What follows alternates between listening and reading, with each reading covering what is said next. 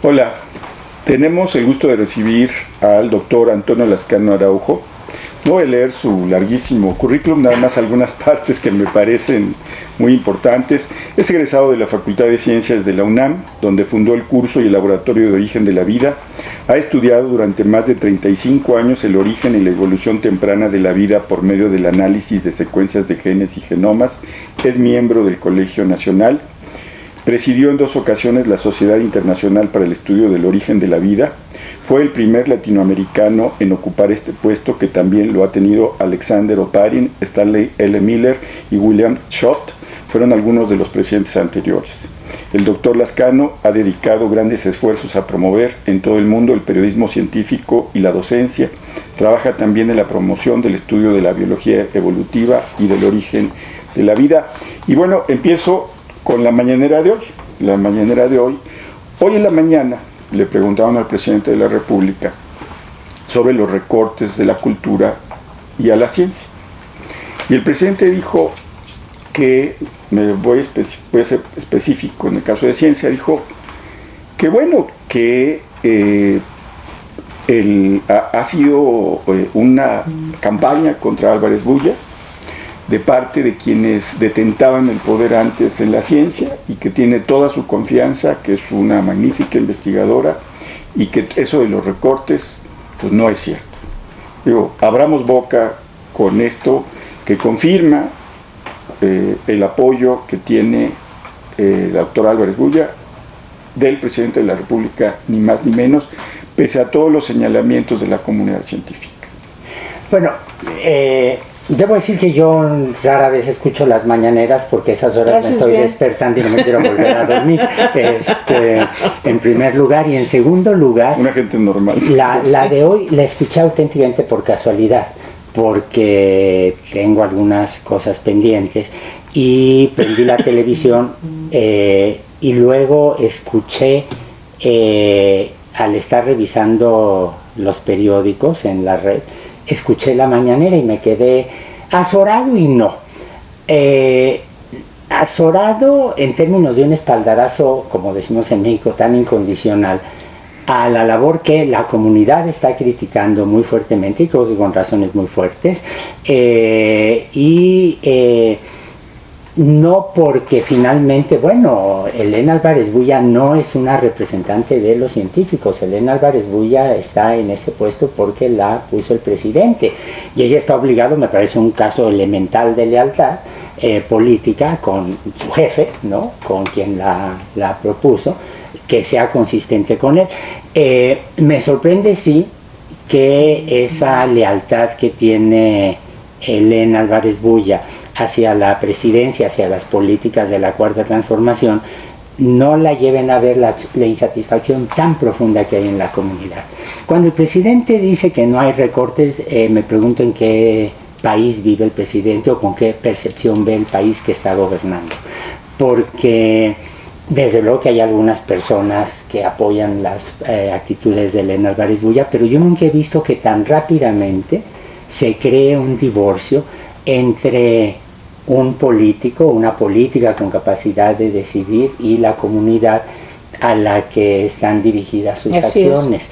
Y es un divorcio que se acentúa cada vez más, y a mí me preocupa profundamente, además de ese divorcio, me preocupa que no darse cuenta que un gobierno está obligado no solo a resolver los problemas inmediatos de la violencia en algunas colonias, de que falte el agua, de que no tengamos electricidad por no sé qué razones en Yucatán durante los próximos meses de verano, sino además cualquier gobierno, cualquier político, cualquier mujer que esté en un puesto de poder tiene la obligación de ver a corto, mediano y largo plazo. Y yo voy a ser muy categórico. Si seguimos dañando el aparato científico mexicano, lo que estamos dañando es el futuro de millones de niños. Por supuesto. Muy claramente. Bueno, ahora, a mí me llamó mucho la atención una declaración que hiciste, en el sentido de que la directora del CONACYT, tenía una visión muy pequeñita de la ciencia. Sí. ¿Esto concretamente a qué te refieres? O sea, creo que en la Cuarta Transformación pues no hay una visión digamos, que tenga algún acento en la importancia de la globalización, de lo global. Y esto lo vemos en cultura, lo vemos en política exterior, lo vemos también en ciencia. ¿A eso te referías, Antonio? Y si nos puedes abundar sobre el tema. Absolutamente, sí, me refiero a eso y me preocupa enormemente. Mira, si uno lee la historia de la ciencia, se da cuenta que la comunidad académica fue la primera que inventó la globalización, mucho antes de que el término existiera. San Agustín de Hipona había nacido en Cartago, en el norte del África, y se fue a Italia. Santo Tomás de Aquino había nacido en Italia y estaba en París. Giordano Bruno encontró refugio en Oxford, y luego, claro, cuando regresó a Italia así le fue. Leonardo da Vinci iba cargando sus bocetos, sus proyectos, sus aparatos, sus pinturas de Italia a Amboise, a Francia. Einstein huye de la Europa por la persecución nazi y encuentra refugio en Estados Unidos. De hecho, una de las razones por las que el aparato científico estadounidense es tan poderoso fue por la enorme cantidad de científicos judíos y no judíos que encontraron refugio en el país huyendo de la persecución nazi. Y eso termina enriqueciendo toda la comunidad. La ciencia solamente florece cuando las fronteras no existen. Sájarov estuvo detenido muchos años en un campo de concentración soviético. La presión internacional finalmente provocó que lo liberaran, y él había estado trabajando y escribiendo en contacto con sus colegas en prisión sin mayor problema, bueno, con una serie de problemas evidentes. Si uno revisa el caso mexicano, el enriquecimiento que le dio a la cultura y a la ciencia mexicana el arribo del exilio español fue deslumbrante. Claro. En los años 70 de repente nos llegan todos los científicos sudamericanos que venían huyendo, intelectuales y gente de todo tipo, pero todo tipo de profesiones, pero en el caso específico de la ciencia, que venían huyendo de las dictaduras de Argentina, de Chile, de Brasil, de Uruguay, y se incorporan de una manera natural al aparato científico mexicano y lo enriquecen. Estoy mencionando los casos trágicos, pero en realidad, si uno se da cuenta, lo que la gente siempre está tratando de hacer es enviar a los estudiantes a cursos, a aprender técnicas, a intercambiar ideas, a convenios, porque es finalmente cómo se desarrolla un aparato científico, cómo se desarrolla una estructura científica. Mis profesores, a quienes más quiero, quienes ejercieron una influencia intelectual, científica más memorable en mi caso, eran Oparin, que era soviético, Lynn Margulis, que era estadounidense, Stanley Miller, que era estadounidense, Joan Oro, que era, iba a decir español, pero era catalán, hay que ser muy cuidadoso ahora con eso. Y eso, Emil Zuckerkandl, que vivía en Estados Unidos, había huido de la Austria invadida por los nazis. Es decir, eso es lo normal, eso es lo normal. Y lo que está ocurriendo es, no solo en la ciencia, como bien decías, sino en otras áreas, es que el país no se puede volcar sobre sí mismo cerrándose a los intercambios. Hay un ejemplo que a mí me parece muy dramático. Hace unos días alguien de Bellas Artes dijo que se van a acabar las grandes exposiciones antológicas porque vamos a hacer una relectura del acervo nacional. Sí. El país tiene los recursos, y si no los tiene los debemos buscar, para que además de la relectura del acervo estemos trayendo autores, pintores, artistas de fuera. Y lo mismo pasa en el caso de la ciencia. La cultura, si se cierra, termina teniendo una perspectiva totalmente municipal. Ahora, aquí hay contradicciones que son muy fuertes, porque Elena Álvarez Bulla, la conozco muy bien, la aprecio enormemente como académica, como científica. Es una persona que, como yo, como muchos otros, nos la hemos pasado viajando, saliendo, haciendo estancias en el extranjero. Recuerdo que una vez estaba yo de profesor invitado en la Universidad de California en San Diego. Ella estaba haciendo un sabático allí, me parece que un sabático, y nos invitó a su casa a cenar a Stanley Miller, a un par de amigas y a mí, porque estábamos haciendo lo que es normal en ciencia. no solo los investigadores hechos, no solo los profesores formados salen, sino especialmente los estudiantes, ¿no? En ese sentido me refiero a esa perspectiva. Y entiendo municipal. muy claramente lo que nos explicas, Antonio. Sí, hay cosas que cuando se le dice al gran público que se está haciendo un recorte en la ciencia, pues es algo lejano, digamos, para el gran público. Para la gente que se dedica a la ciencia es algo muy concreto. Pero cuando uno les explica que, por ejemplo, en la cancelación de los laboratorios nacionales, les explica lo que se hacía en los laboratorios nacionales, es cuando la gente empieza a decir, ah, caray, se supone que los laboratorios nacionales tenían la obligación, bueno, la función de investigar, formar recursos humanos, que es muy importante, y dar servicios.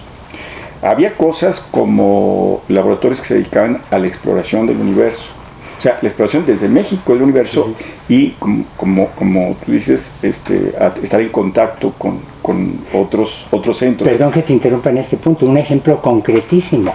Los astrónomos mexicanos participaron muy activamente en la imagen, obtener la imagen del hoyo negro. Claro, así es, la primera foto. Así es, los físicos mexicanos, en particular amigos, colegas del CINVESTAB, participan en el acelerador de partículas de Ginebra, del CERN. Entonces, sí, eso es lo normal. Sí. Por ejemplo, también laboratorios, el medio ambiente y la sustentabilidad, la salud genómica y biotecnología. Lo de las Olimpiadas, por ejemplo, que me parece que era muy importante porque le da oportunidad a los más jóvenes de formarse, ver quiénes iban a ciencia en otros países, ver qué se estaba haciendo. Mi hija Chauvin participó en la Olimpiada de Biología cuando estaba en la prepa y fue una experiencia muy formadora, muy formadora. Los centros CONACYT, que tenían métodos de diagnóstico de cáncer de mama con las famosas nanopartículas bioluminiscentes, la relación entre violencia en redes sociales. Había varios proyectos ahí de los centros CONACYT.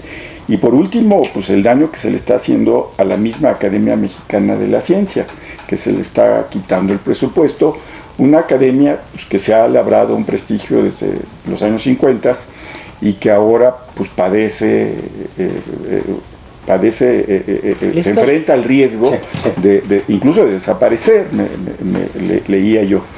El apoyo a biotecnología, por ejemplo, ahora se considera un anatema, porque eso suena como a capitalismo, a neoliberalismo, entonces ahora se está rechazando todo esto.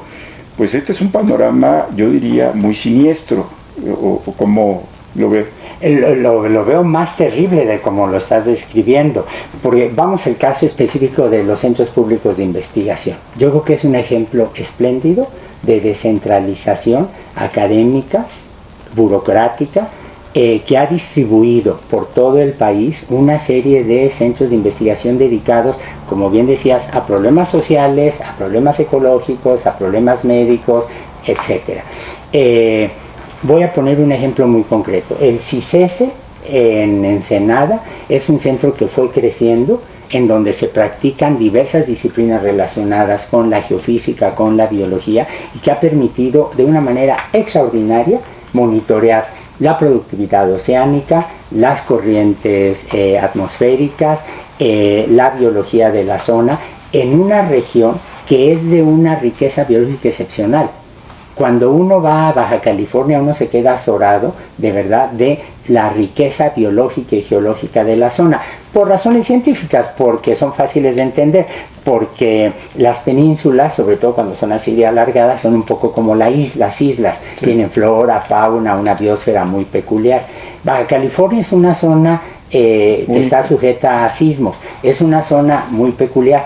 Conocemos la península gracias al CICESE de una forma extraordinaria, pero no solamente eso, sino que además los estudiantes de la zona de Baja California, pasando el Golfo de Cortés, de Sonora, de Sinaloa, etcétera, van allí porque se ha convertido en un polo de atracción intelectual extraordinario. A mí me parece que uno de los grandes problemas que tiene la democracia en México, entendida en su sentido más general, es el centralismo que padecemos, porque constantemente estamos chupando pero ahora todo los está recursos, ultra centralizado. Así es, los recursos humanos, materiales, económicos en la Ciudad de México. Los centros CONACYT, los centros públicos de investigación, son un caso maravilloso de descentralización. Sí, hay en San Luis.